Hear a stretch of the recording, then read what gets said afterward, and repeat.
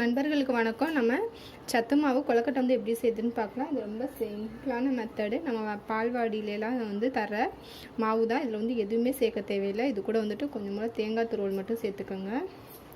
சேர்த்து கொஞ்சமாக சுடு தண்ணியில் வெதுவெதுப்பான தண்ணியில் வந்து பிசைஞ்சிக்கலாம். பாருங்கள், இந்த மாதிரி பார்த்துக்கு பிசைஞ்சால் போதும். தேங்காய் துருவல் மட்டும் கொஞ்சம் அதிகமாக சேர்த்துக்கோங்க, அப்போ தான் சாப்பிடும் போது நல்லாயிருக்கும். இப்போ இதை வந்து கொழுக்கட்டையாக பிடிச்சி வச்சுக்கலாம். இந்த மாதிரி குட்டியாக உருண்டை எடுத்து இந்த மாதிரி ஊற்றிக்கோங்க. ஊற்றிக்கிட்டு இந்த கையில் வச்சுட்டு இந்த மாதிரி அமுத்திக்கோங்க. இதே போல் எல்லாத்தையும் ரெடி பண்ணி எடுத்துக்கலாம்.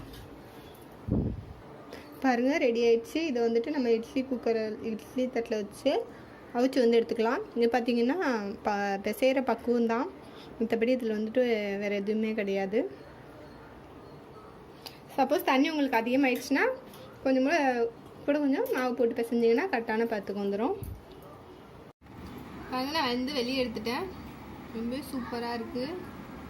என்னோட பதிவு பிடிச்சிருந்தா லைக் பண்ணுங்கள். அவ்வளோ நேரம் என்னோடய பதிவு பார்த்தவங்களுக்கு ரொம்ப ரொம்ப நன்றி.